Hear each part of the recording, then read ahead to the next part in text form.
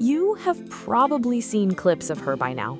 Elisa Liu, the American figure skater, two-time US national champion, stepping onto Olympic ice with something that feels almost inappropriate.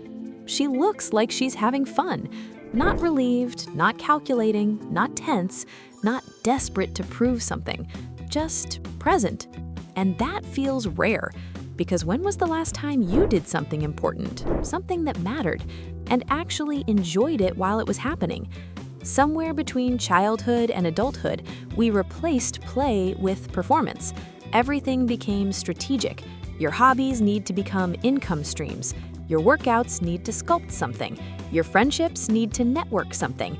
Even your rest needs to optimize something. And slowly, without announcing it, you stopped living your life. You started managing it. Managing how it looks, managing how it sounds, managing how it will be judged. And that management is heavy. Watch someone who is fully inside what they are doing, and you will feel it instantly. There's no second narrator in their head asking, "How am I coming across?" There's no invisible audience they are adjusting for. They are not performing their life. They are inside it. Most adults are not inside their lives anymore. They are standing slightly outside of them, evaluating them in real time. At work, you perform competence. On social media, you perform happiness. In relationships, you perform stability. In rooms where you feel insecure, you perform confidence. And performance drains you in a very specific way. It drains you because your nervous system never gets to relax. When you are constantly monitoring how you are perceived, your body never settles. It is always calculating. That is why you feel tired even on days when you technically did nothing. You were performing. The first step back to playfulness is not quitting your job or abandoning ambition. It is closing the gap between who you are and who you are presenting. When the presentation and the person become the same, the pressure drops. You do not need to manage your face. You do not need to script your reactions. You do not need to impress anyone. You can just move. The second thing that quietly erased your lightness is something that sounds like a compliment. You became efficient. Every action now serves a goal. You read to improve. You exercise to maintain. You socialize to expand. You rest to recover. Nothing exists just because it is interesting. And that sounds mature, but it is slowly suffocating you. Children do not approach the world like a spreadsheet. They approach it like a field. They touch things because they are curious. They ask questions because they want to know. They repeat movements because they are fascinated by them. There's no outcome attached. As adults, we eliminated pointless curiosity. If it cannot advance you, you do not give it time. But curiosity that does not need to earn its place is the core of playfulness. It is the ability to be absorbed in something without asking what it will return. When you allow yourself to explore something useless, something unprofitable, something that will never appear on your resume, something inside you reactivates. You stop being a project. You start being a person again. Another quiet thief of joy is how you relate to failure. Every mistake has become a verdict. You try something new and it does not go well. Immediately, your brain translates that into identity. I am bad at this.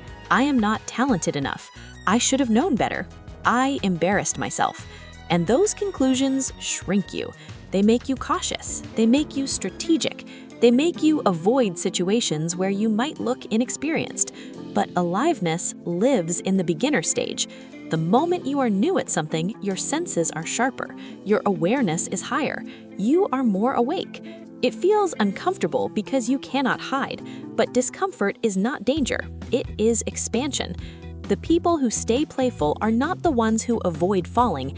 They are the ones who refuse to turn every fall into a personality trait. They treat mistakes like information, not evidence. When something does not work, it becomes data. It does not become identity.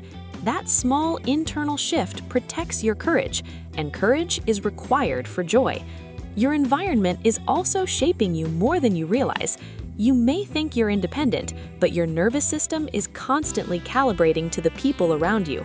If you spend your days around people who are stressed, cynical, and rushing through life like it's something to survive, you will start moving that way too. It becomes normal. You stop questioning it. But place yourself around someone who laughs easily, someone who is genuinely curious, someone who treats small moments like they matter. You will feel your body soften. Energy is contagious in subtle ways. You do not need dozens of people like this. One is enough. One person who reminds you that lightness is not naive. It is strength. Another uncomfortable truth is this: you have been trained to justify everything you enjoy. If you like something, you need to explain why it makes sense. You need to defend it with logic.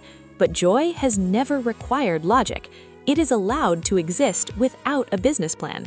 You are allowed to do something simply because it feels good in your body, not because it improves you, not because it impresses anyone, not because it earns anything, just because it feels good.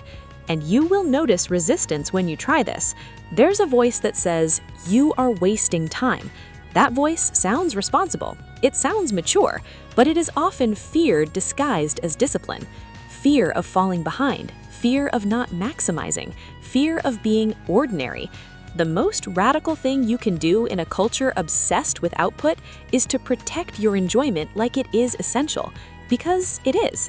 Enjoyment is not the reward after the work is done. It is the fuel that makes the work sustainable. Without it, ambition becomes heavy. With it, ambition becomes magnetic.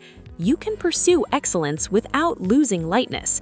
You can train seriously without turning into stone.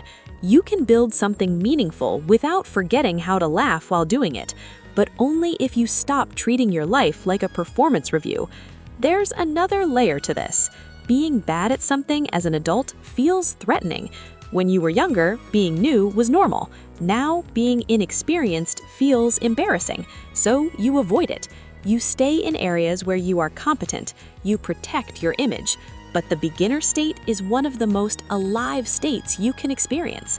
You are alert. You are present. You are engaged. Yes, you are clumsy, but clumsy means you're stretching. The moment you quit because you are not immediately good, you reinforce the belief that your worth is tied to performance.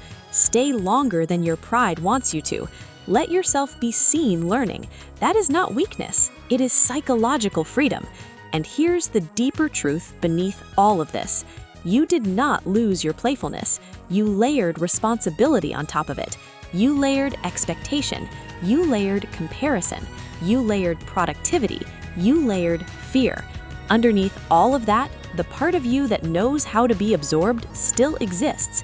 The part of you that can forget to check your phone. The part of you that can laugh without scanning the room.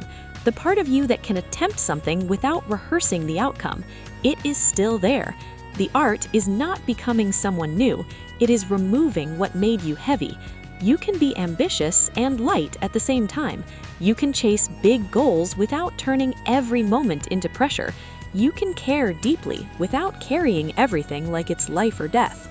When you watch someone move with ease under pressure, what you are witnessing is not lack of seriousness. It is internal alignment. They are not fighting themselves while they are performing. They are present, and presence feels like joy. You are allowed to build a beautiful life, but you are also allowed to inhabit it while it is being built, not manage it, not evaluate it, not perform it. Live it. Lightness is not childish. It is secure, and it is available to you the moment you decide that joy does not need to earn its place. It was never gone. You just got very practiced at ignoring it.